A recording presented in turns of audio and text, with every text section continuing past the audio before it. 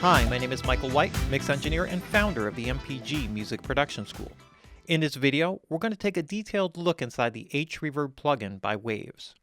The H-Reverb plugin utilizes Waves' exclusive FIR technology. FIR stands for Finite Impulse Response. In addition to exceptional sound quality, the FIR technology provides detailed control over almost every aspect of the reverb shape, tone, and character. This allows you to create everything from realistic spaces to truly unique reverb effects. The H-Reverb plugin offers two components. The standard component provides up to 6 seconds of reverb time. The long component provides up to 12 seconds of reverb time. Options range from mono in-out all the way up to 5.1 in-out. We'll start by taking a quick look at the user interface and available options, and then get straight into some audio demonstrations. The primary focus of your attention and work will be centered around the graphic display area. This will provide the visual feedback for your settings and also allow you to control the basic parameters and shape of the reverb tail. The basic settings are directly below. They include pre-delay, build-up, size, reverb time, early reflection selection, ER tail balance, wet-dry mix, and the output gain control. By selecting the Expand button, you open up the parameters for more detailed editing. The sections here include decay envelope, input echoes, output echoes, dynamics section, the ER filter and reverb EQ, the dampening, envelope, and LFO section, the modulation section, and the global controls down in the bottom of the plugin. So let's start by going back up to the top here and showing some of the display characteristics up here in the main window. The zoom control allows you to zoom in this particular component, which is 6 seconds, all the way into the most minute detail, all the way down to the bottom. So you can see here the early reflections. The early reflections are affected by the size. Now, the number of them will vary the bigger the size of the space, and so if I shrink the size of the space, the number of early reflections will get smaller. Now, if I set a basic size here, I want to feed audio signal in so I get a sense of the basic feeling of what the space will be like. So for example here, I may want to take and set my balance to entirely ER, take out any other parameters, and set a basic size. So the size will primarily control the early reflections, although it will also affect the reverb tail and the way that it enters. We'll get into that in a minute. Now, we can go through a series of options once we've selected the size, and there are 10 reverb ER selections here that you can toggle through by opening up the arrow here and selecting the one that you like, or by auditioning and toggling through them one by one. When you're ready and you've found the selection that you like and the size that you like, you can now add in your reverb tail and set the balance between the tail and the early reflections. From here, we can now control parameters that center around the reverb itself. So what I'm going to do here is I'm going to zoom out on the display, and now if I want to hear this actual effect, I can actually hit a test button, which feeds a signal into the reverb, which excites it. So the idea here is that you can get a basic idea of what the sonic characteristics of the particular reverb are. So we'll take one other look here at some of the settings here, which is the reverb time primarily, and then we'll get into some of the other decay envelope characteristics, which are very cool. Now, when I adjust here, I can grab onto the window here, the reverb time window, to adjust the time. I can also use the marker here on the display to drag this to a shorter reverb time. So what I'm going to do here, just so we can see a little bit more of what's going on, is I'm now going to zoom in, and then this opens up the ability for me to see the other display characteristics. There is a pre-delay, and the pre-delay, as you can see, shifts the whole reverb tail backward in time. There's two ways to work. If you're in sync mode, then what happens is the delay times will lock to specific musical timings, starting with, well, depending upon the settings here, 128th notes, and then working all the way up to quarter, I believe, to quarter notes is what it shows here. Now, when we take off the sync, we can go to exact millisecond settings and move it around from there. The build-up control is the ramp-up of the actual reverb. And this serves a couple of purposes. This allows us to control the way that the reverb tail enters into the cycle of the entire reverberant field, which includes the early reflections. And so this gives you some control about the way that the actual reverb engages into the sound. So sometimes this is helpful if you have like a really large space, having the reverb kind of ramp up a little bit more, which may be something that's a little bit more characteristic of a larger space like a church or a large hall. There's also a very important control here which you can operate with the decay envelope section. There are two basic parameters.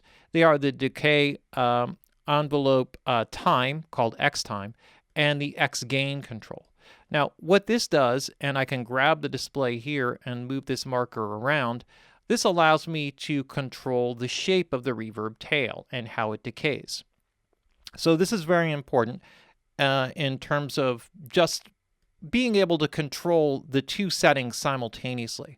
So when we feed some audio examples into this, you'll be able to see a demonstration of how powerful this basic feature can be.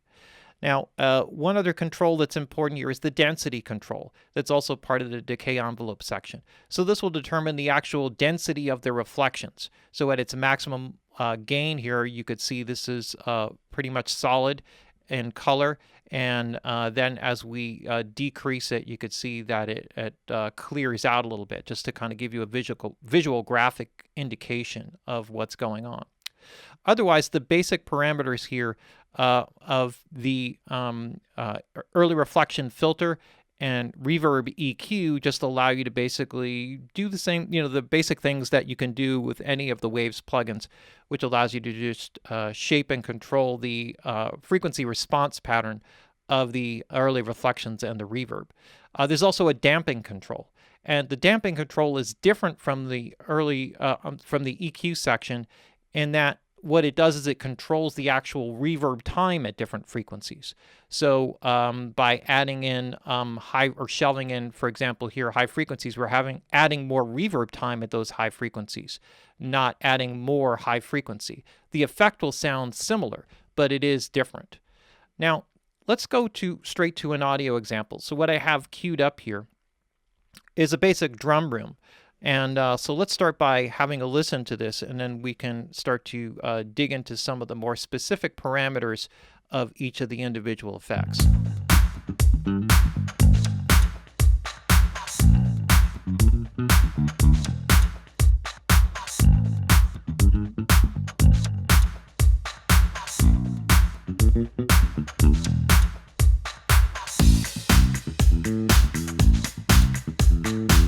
So in this basic example, what I wanted to do was I wanted to set a basic space for the drums and the percussion. And so by doing some very basic, simple controls here, I found an early reflection shape by toggling through the different options here, just to kind of demonstrate how I would go about doing this.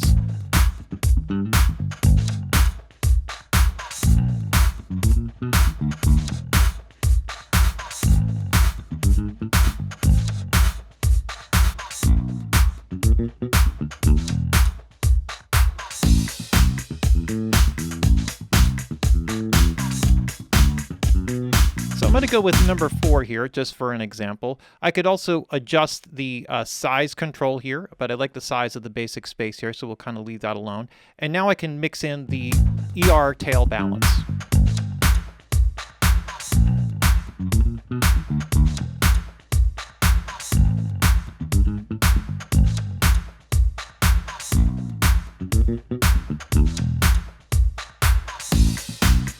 Now, in this basic setting here, what I've done is I put some damping on the low end so that the low end from the kick drum doesn't overdrive things a little bit too much. And I've also dampened a little bit on the top end to kind of warm it off a little bit, and followed that up with a filter.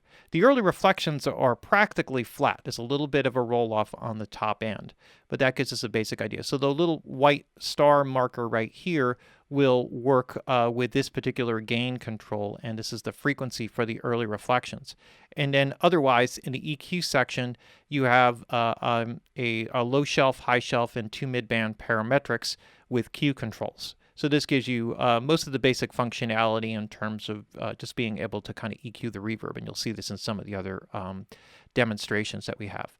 Now, in this particular plugin, I haven't done a lot, but one thing that I may want to do is to add compression into this, and this can be done from the dynamics section. So I have 3 options here in the dynamics: duck, compress, and DS, and I'll show you demonstrations of them all. I have a threshold, and then I have a recovery control. So with the recovery control, I basically have it set to 250 milliseconds, so based on the tempo, that amounts to about a 16th note. And so this will kind of define a little bit of the movement of the compression.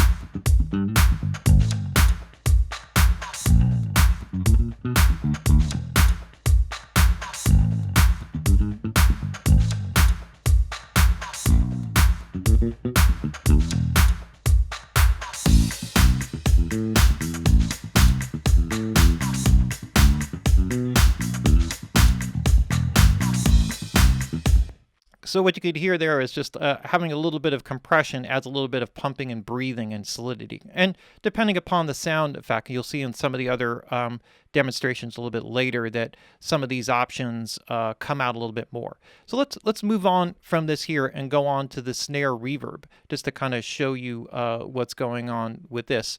So this is a very straightforward one. I didn't do a lot of extra work on it. This is pretty much just early reflections with a straight 1.25 second reverb tail. There is no pre-delay on this, there's a minimum pre-delay, and then I have a little bit of an EQ here to kind of help shape the overall sound. I've also added a compressor, so I left it out on the main drums, and I found that it worked a little bit better on the snare drum. So let's cue that up a little bit, and then let's check that out.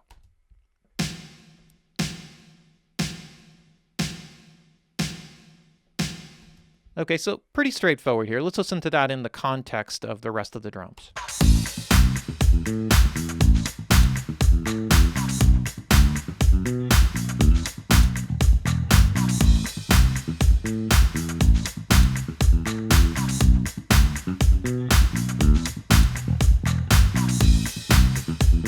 So in this particular case, with the dynamics, I went with a longer release time.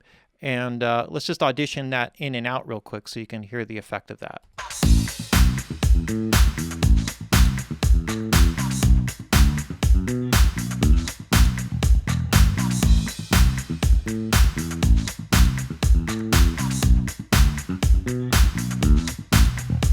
So I think what you can hear with this in and out is that it helps to change the actual shape and the way that the envelope of it leads out.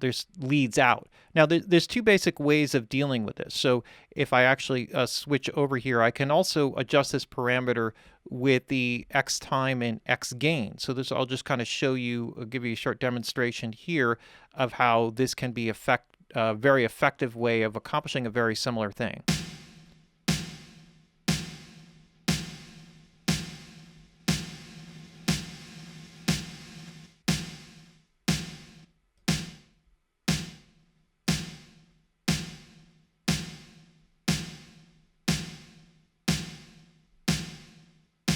So as you can see, just from the quick examples here, there's a pretty broad range of different characteristics that this takes on. And we can get downright extreme with this if you want, and get straight to a pure gated effect here. So like if I just pull back the reverb time here, I can actually get to a real true gate.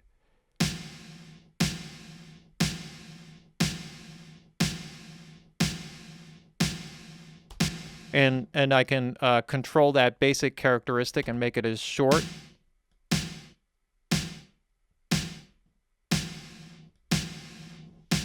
or as long as I want. And you could hear the decay envelope. And just to give you a basic idea of like what amazing kind of control that you have with this. So we'll go back to my preset setting here. And now I want to show you a really cool feature that's part of this, and this is the reverse effect.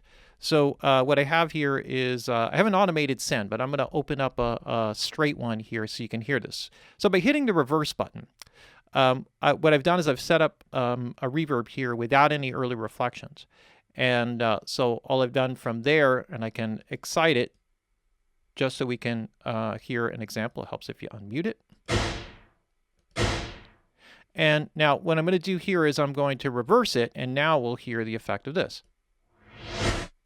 Now, what's unique about this, because you can hear a sweeping sound, is that I've added an envelope filter to this. And this is kind of where we start to open up some of the real fun stuff here with the plugin. So I set the reverb time to be 1 second, which amounts to a half note based on the tempo, which is 120 beats per minute. And what I've done here in the envelope section is I'm able to set two filters, a start filter here, F1, which is around 500 cycles, and then the F2 filter, which is just under 12K. And now what I've got here is I've got a sweep, a frequency sweep, and I have two options. I could do a resonant sweep. So let's just actually listen to some audio examples, but I have two options here. A resonant high pass or low pass filter. I have a Q control, and then I have a mix control. So what I'm going to do here is I'm just going to copy this over to the other side, and let's just play around with it a little bit.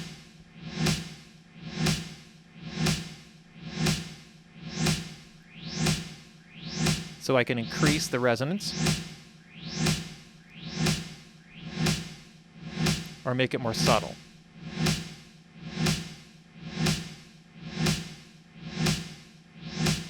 Now, if I change some of the parameters, like I change the filter type, or if I want, I can flip it and it will go inverse.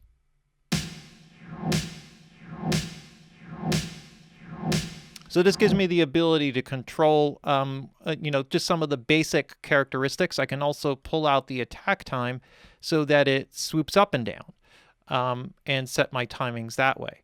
So this just allows you to add like a whole other layer of character onto the reverb effect. So let's just hear that and blend it in.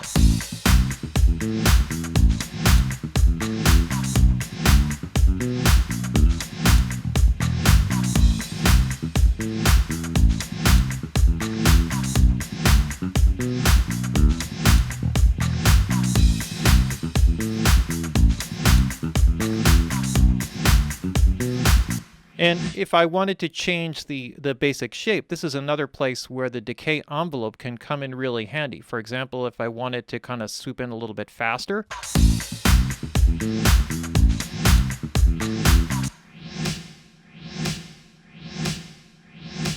or if I want it to lag a little bit and go the other direction, I can sweep it in this direction.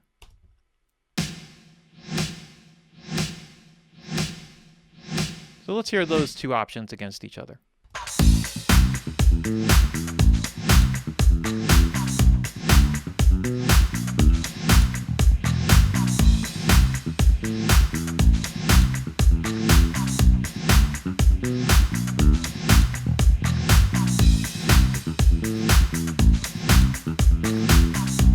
I think I like my original shape here.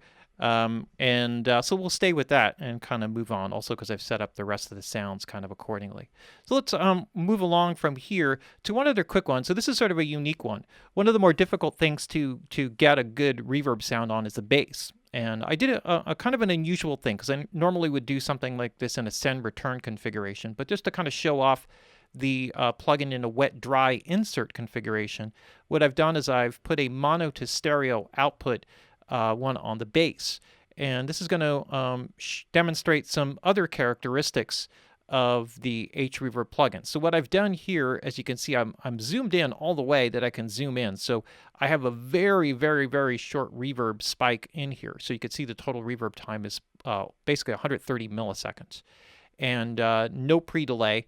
And so what we have is just sort of a build up here. And then what I've done is I've added in a modulation to this. And what this is going to create is something akin to a chorus effect, except for the really short reverb replaces what would be normally like a modulated delay effect. And so in the modulation section, I have an FM mix here, which I can blend in, and that will blend in a little bit of frequency modulation. And then I'll show you a couple ways that you can also kind of mess with this to have some fun. So let's listen to this effect.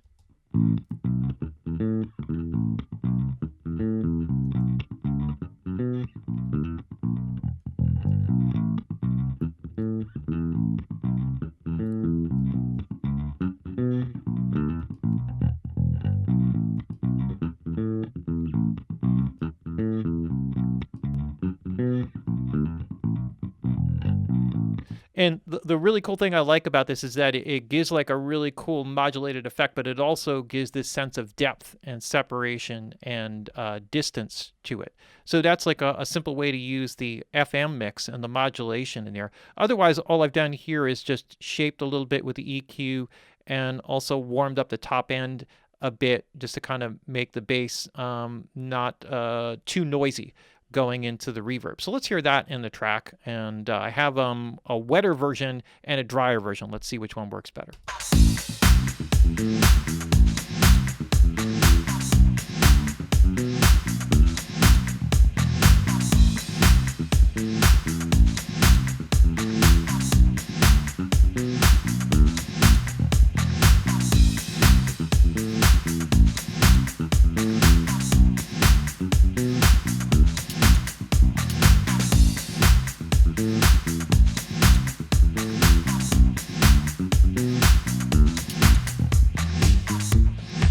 So I actually really like that effect up high, but in the context of all the other things that I have going on here in the mix, I'm going to keep this to the softer setting. It does exactly what I wanted it to do, which is to create a little bit of depth and space and kind of allow it to fit in with the drums a bit better.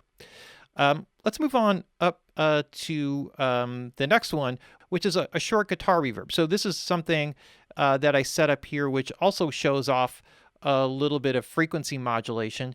And I've made some adjustments here, including a little bit of compression on the effect. What I have is an early reflection and a relatively short reverb. And I have a guitar effect here, which is modulated. So basically, this is going to be a little bit more of a chorused or flanged reverb effect. And let me just open up the stem here so we can hear it.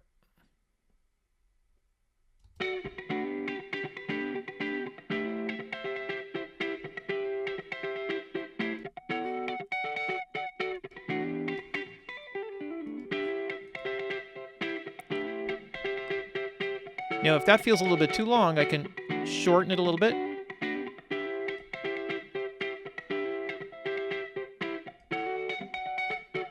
Or I can make the effect a little bit more subtle by pulling down the X time gain control.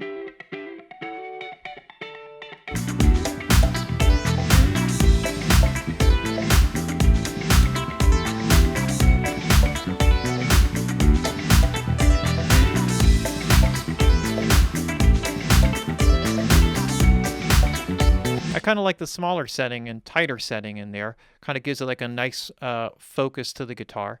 And there's no pre-delay on this. I just added a little bit of high end here, both in the EQ and also in the dampening to kind of give the flanger effect something to kind of grab onto a little bit, which is kind of, you'll find will help to open up that. So if you're using that modulation and you want to hear a little bit more of that, then that's one way to do it. There's also another guitar effect on the opposite side.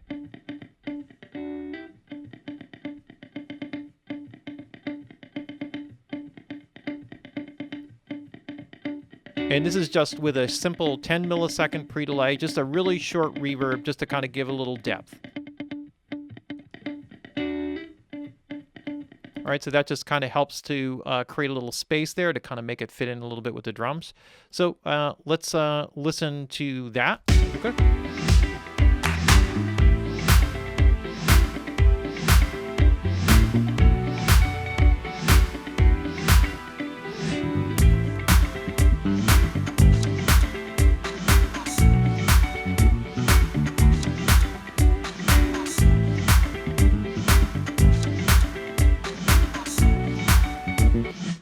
Okay, next up, I want to show here also another insert. This is the other insert setup that I have here, and this is sort of a little semi kind of guitar solo riff section here.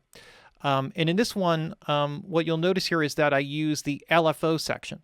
So the LFO section is similar to the envelope section, except for the sweep sort of being in one direction. It actually modulates up and down. We'll also go into a couple of other effects that I've thrown in here just to kind of give you an idea. So what I have is like a very short reverb. So you can't always, when you look at the graphic display, necessarily be fooled by like that being a long reverb or a short reverb. You have to look at the zoom settings to make sure what's going on. And a clear sign is when you can see the separation of the early reflections here on the left. That's going to tell you that you're zoomed in pretty far. But the reverb time basically will always tell you what's going on. Now, there's a little bit of EQ to warm up the top a little bit. And now what's happening here is I have a filter sweep that's running from about 450 or so up to about 5K, and it's modulating up and down. Now here, there's two ways to operate it. If I go out of sync, I can go into any sort of timing that I want or rate, get very specific. Or if I'm in sync here, then right now I have this set to an eighth note characteristic. So let's check out this section right here.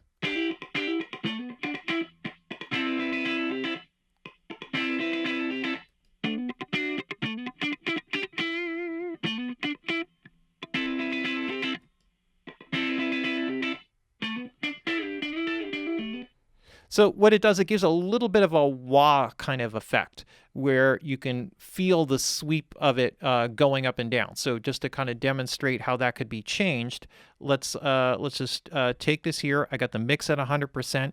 I'm going to exaggerate the Q so that you can hear the sweep a little bit more. We got a resonant high pass filter, and then what I'm going to do is I'm going to play with the timing here.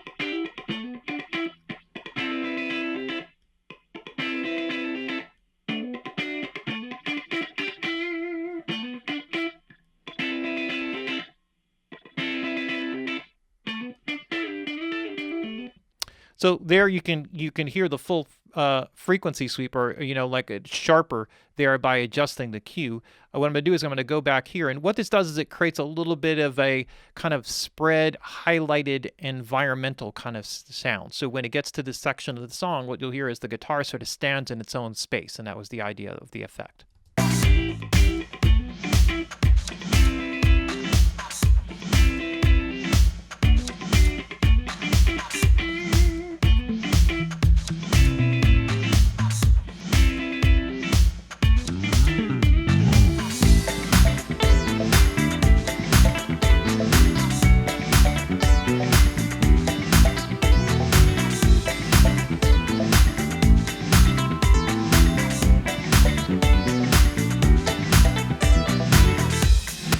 Okay, so that'll give you a basic idea of what that's about. Let's go on to the next thing here is the strings.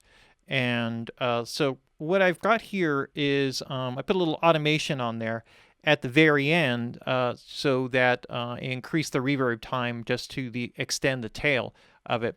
But primarily, that's only at the very, very end, and I'll play that for you. Now, what we have here is now we're adding in output echoes. And so we have early reflections. We have a pretty big size space here. The output reflections, or output echoes, excuse me, are represented by these yellow lines right here. So you see that I have a bit of a ramp up that's built into this, and that's purposeful. The idea is that I wanted the strings to feel like they were set back in a deeper space, and that was sort of part of the programming. Now, the output echoes, the way that they basically work is that it takes the output of the reverb and then feeds it into the echoes. So we have a size control that allows us to adjust the parameters for how far apart they are. There's a tonal character here. So as I go to the left, it'll warm it up and it'll get a bit brighter as I go switch the tone higher. So it's a kind of a low-high tone control. And then I can adjust the amount here.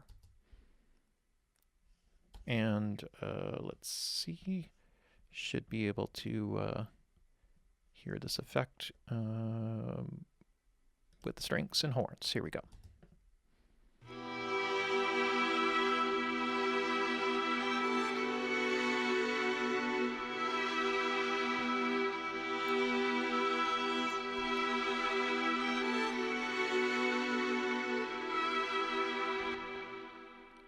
So what I have is a really rich, lush space there. That was the idea. So if I take the output echoes, you can hear the difference.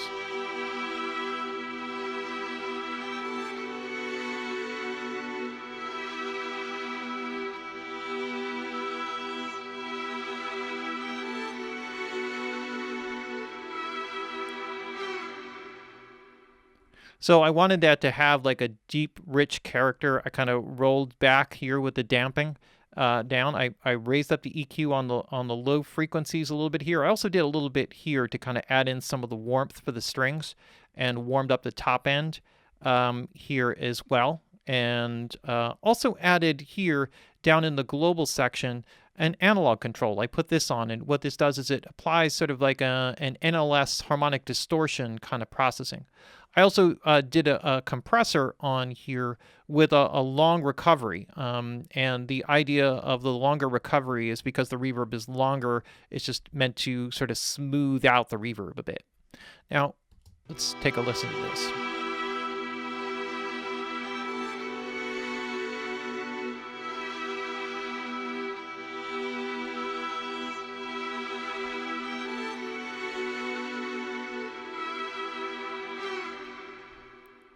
So what the dynamics does is it adds a little bit of focus into the sound that you can hear there. And then also the analog component, I'm going to show this off in another area because I think you'll hear it come through a little bit more clearly. But that's the basic idea of the output echo. So all I'm really doing is I'm adjusting the amount, and it helps to extend or expand on the reverb time.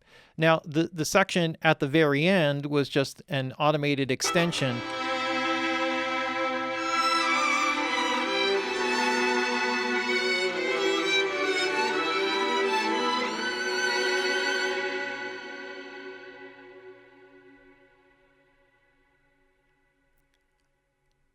And I threw that in there at the end just to demonstrate that you can adjust the reverb time without artifacts. So the flexibility of the plugin is pretty extraordinary in terms of that. I also added in a horn, a reverb for the horn section. And the horns actually have like a really cool part in this. And this is now using input echoes. And so we have what we have here is meant to be like a horn room kind of thing. So I have a little bit of early reflections, but they are pulled down pretty much. And then I have a very not dense or undense, if that's such a word, reverb on the tail shape here. And then what I have are input echoes. So the input echo section is kind of cool because what it does is it gives me the ability to mix in this particular case, discrete echoes. So this is the input signal fed directly back to the output delayed. And so we'll get actually discrete delays coming out or diffused. And the diffused echoes will feed into the reverb. So they differ from the output echoes in that the output of the reverb goes into the output echo section for delay processing. And in this case, we, by setting the diffuse setting, we're taking the input echoes, not listening to them dry, that's the discrete control, but feeding them then into the actual reverb. And then you get a series of different taps, so you select the type of tap that you want.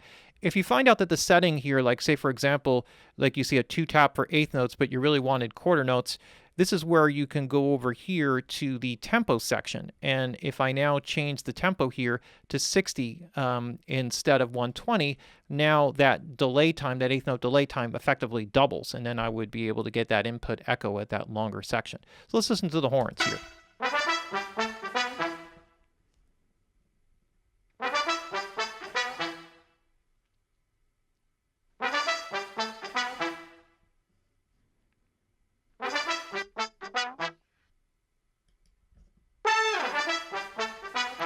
And now let's hear that in the context of the track.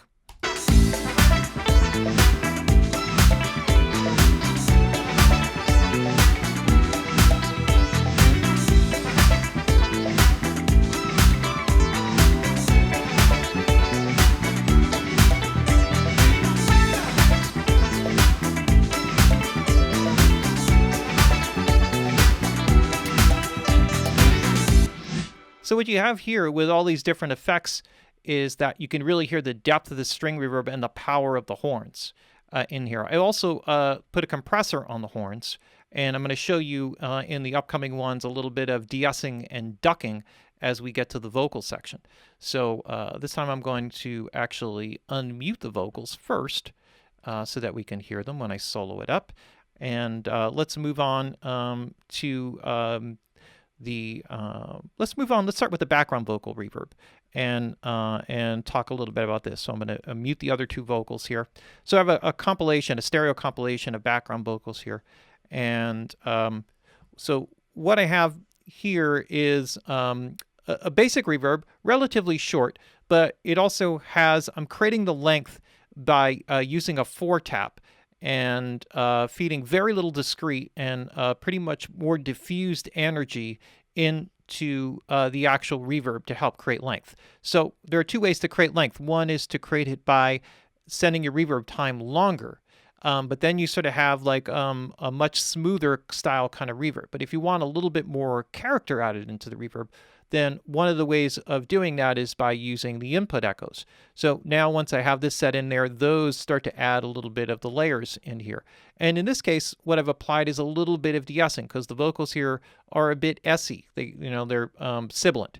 And when that feeds into the reverb, it can prohibit your ability from really getting the brightness and presence in the reverb. I'm going to demonstrate that a little bit more effectively with the lead vocal, but I wanted you to hear this basic demonstration with the background vocals.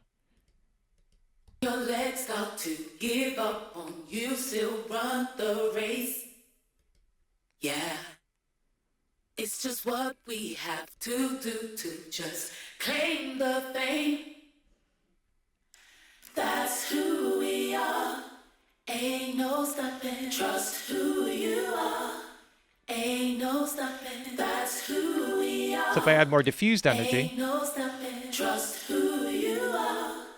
Ain't no stopping. That's who we are. Ain't no. So you can hear the tail that's added in there just with that particular tap setting. And just to give you a basic idea of how the input echoes can be used to increase the reverb time. Now, I'll re-demonstrate this, but effectively what the de-esser does, I'll do this with the lead vocal, is I have a threshold and then I have a range control for how much it suppresses. And essentially what it does is it suppresses the input signal. So it's a de-esser on the input signal that feeds the reverb. Which is really cool. And the longer you make the range here, if you get your threshold setting correct and you set the range low enough, you can effectively almost mute the S's entirely, but still be able to add in high frequency reverb and get that presence without the S's making it cut too much. Also, what I've done here is I put a little bit of analog warmth in here with the NLS style processing so that we can hear that. Your legs start to give up on you, still run the race. Yeah. It's just what we have to do to just claim the fame. That's who we are. Ain't no stopping. Trust who you are. Ain't no stopping. That's who we are. Ain't no stopping. Trust who you are. Ain't no stopping. And that makes up the whole sound. So some of these characteristics are subtle. They come across in subtle ways more in the overall mix. So let's just kind of hear how this plays into the overall mix.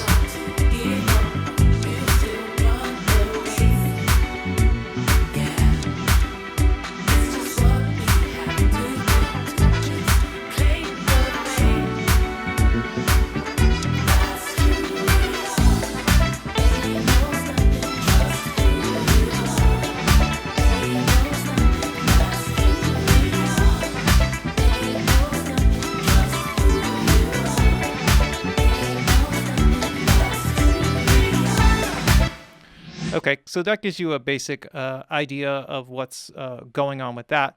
The next thing I want to go to here is something where we can show off a little bit of the distortion characteristics, the drive characteristics, as well as some other things here. So we have a longer reverb time here. Now, this is primarily, for me, used for creating echoes. And so what I have here highlighted is a section. It has two basic vocals. One is like a filtered kind of distorted vocal, and then it's followed up by a little bit more of a full frequency vocal. And what I've done here is to help shape the characteristic of the echoes. So primarily what I'm using here are input echoes that you can see they're mostly discrete.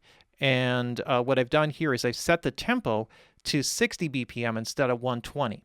And so what I'm doing here is a 6-tap on eighth notes. So those are basically quarter note delay times.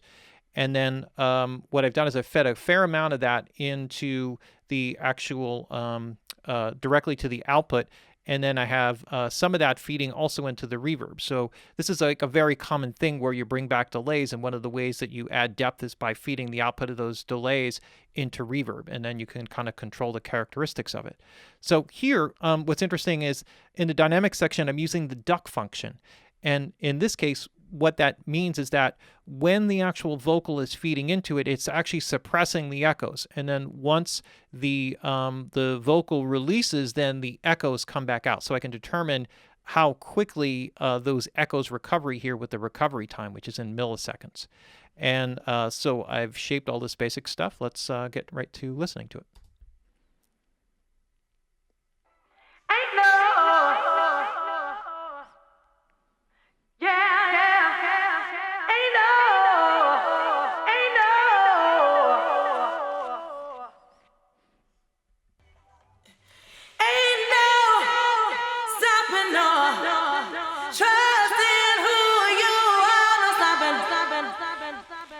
So you can hear it a little bit more clearly in the second one. So I'll cue up that section here, and I want you to hear what the ducking sounds like in and out.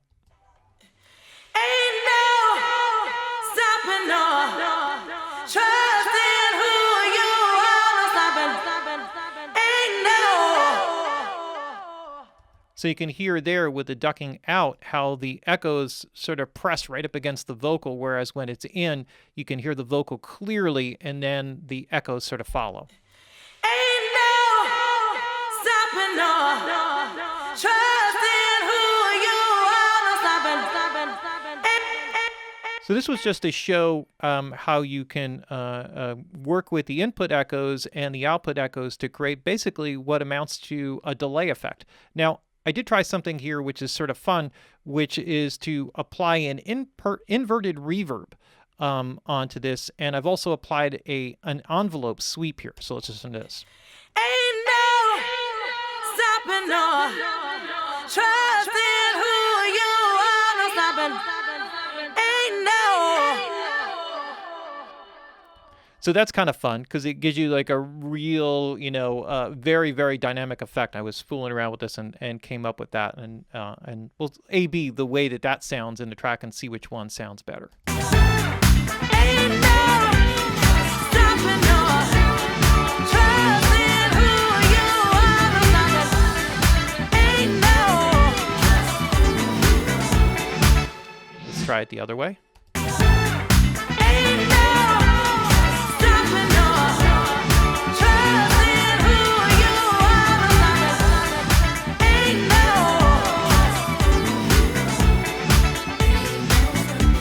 So I think perhaps in a less busy mix, the other effect might have been kind of cooler. It sounded cooler in solo. All right, let's go on to the lead vocal here. Now, the lead vocal, I've kind of put a couple of different characteristic, or I've separated basically the lead vocal into two different components. What I've done is sort of a presence kind of thing here. And so what I have here is, again, a ducker. And what I have is early reflections, an extremely short reverb with some short input echoes that are mostly diffused. And this is, it's filtered down, and it's also modulated a bit. So I have a little bit of a phasing characteristic here. And I've also done a little bit of bit crunching on here. So this is kind of cool because with the bit crunching, what this allows me to do is it allows me to basically run like into a digital 12-bit or 8-bit reverb. And it gives it a grainy kind of lo-fi kind of quality, which is pretty cool. So let's just check that out. Your legs start to give up on you, still run the race. It's just what we have to do to just claim the fame. Ain't no stopping, that's just who we are. Trusting who you are, no stopping, ain't no stopping. So this serves two purposes. One, it sort of sets an immediate space here with the early reflection, so I'll take it in and out in the next example. And also what it does is it sets like an echo, like a slapback kind of effect. Your legs start to give up on you, still run the race. It's just what we have to do to just claim the fame. So that's the space with the early reflections.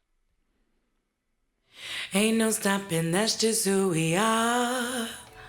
Trusting who you are, no stopping, ain't no stopping. Ain't no stopping, that's just who we are. Trusting who you are, no stopping, ain't no stopping. Ain't no stopping, that's just who we are. Trusting who you are, no stopping, ain't no stopping.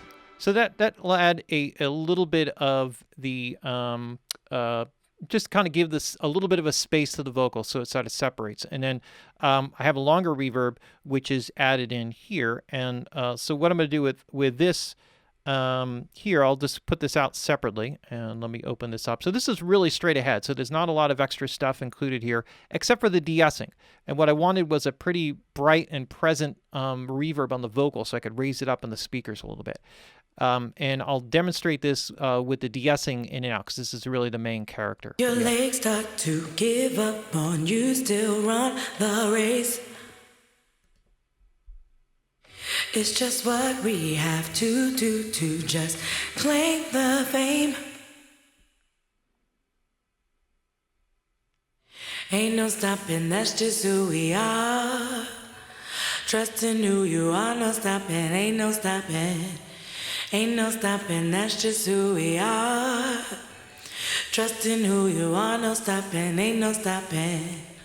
So you can hear how the S's really cut and overexcite the reverb. And so the de-esser here is really powerful and really helped there. I also warmed it up a little bit here with the analog setting. And let's pop the two of these guys in here and just see what they sound like together. Your legs start to give up on you, still run the race. It's just what we have to do to just claim the fame. Ain't no stopping, that's just who we are. Trusting who you are, no stopping, ain't no stopping. Ain't no stopping, that's just who we are. Trusting who you are, no stopping, ain't no stopping. Ain't no stopping, that's just who we are. Trusting who you are, no stopping, ain't no stopping. Ain't no stopping, that's just who we are.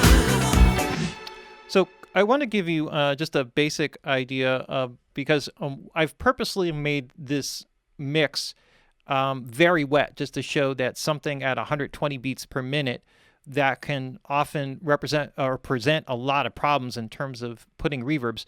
All the effects, every single effect that you hear in this demonstration is 100% done with the H-Reverb, nothing else. So that's everything in terms of the effects processing. And just to give you a sense of how you can create, there's actually 14 instantiations of the H-Reverb. And if you want to go back through the video and count, I already did, so I can verify it here just straight out for you, save you a little bit of time. But the idea was to show that even with a lot of reverb, making this really wet, I can actually get enough definition and detail and create the sense of depth of all the individual instruments. And that just shows the real power of the actual plugin and the amount of control that you have over all the settings. So let's have a quick demonstration of that.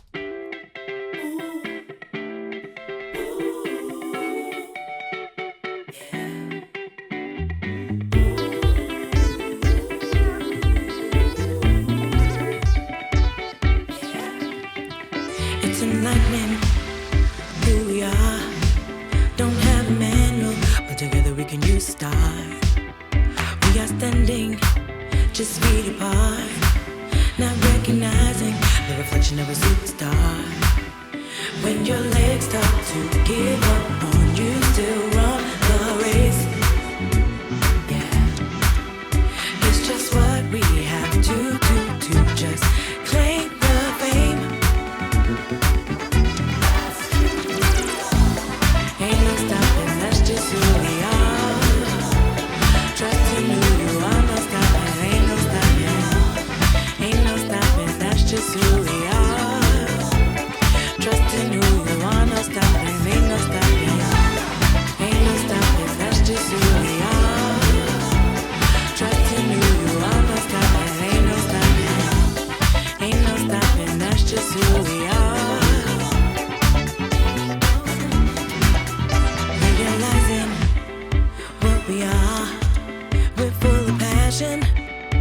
We are everyday people that keep winning. Yes, we're winning. When your legs start to give up on you to run a race, yeah, it's just what we have to do to just claim the fame. Ain't no stopping, that's just who we are. Trusting who you wanna stop and ain't no stopping. Ain't no stopping, that's just who we are. Trusting who you wanna stop and ain't no stopping. Ain't no stopping, that's just who we are. Trusting who you wanna stop and ain't no stopping. Ain't no stopping, that's just who we are. Trusting who you wanna stop and ain't no stopping.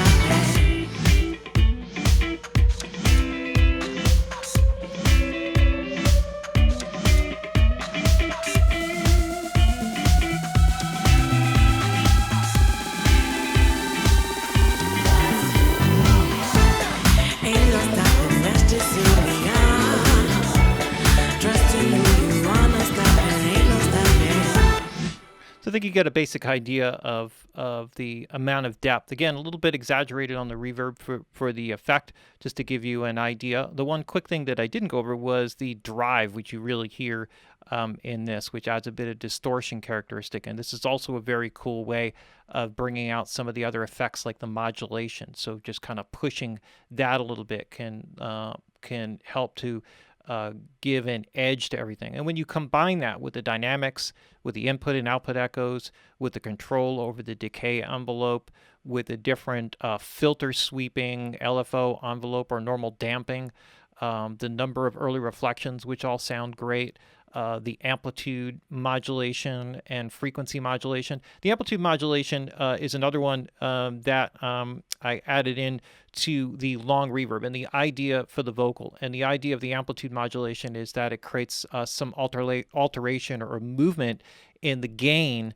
of the reverb tail, which helps to shape it a little bit. So if you just run without it, it can be a little bit straight if you're not using input-output echoes like we are here. But with this, it can add a little bit of shape and a little bit of movement onto the tail. So as you can hear, like to me, this is just an outstanding plugin. It's just so much incredible depth and detail and control. It's a no-brainer for me. I really, really have fallen in love with this plugin in the process of putting together this track for this demonstration, and hopefully you can see that in the video. I want to give a extra special shout out to Patrick Pelissier, who gave us the crazy track here to make for this demo. Who We Are is the name of it. He can be reached if you're interested in his work at Codastar, CODASTAR @gmail.com. Patrick Pelissier is his name, and you can reference the H-Reverb video and the song Who We Are. And my name is Michael White from the MPG Music Production School. I can be reached at mpginsider.com. That'll lead you directly to my website, and you can contact me directly from there if you have any questions. And thanks for tuning in. There you have it, the H-Reverb plugin by Waves.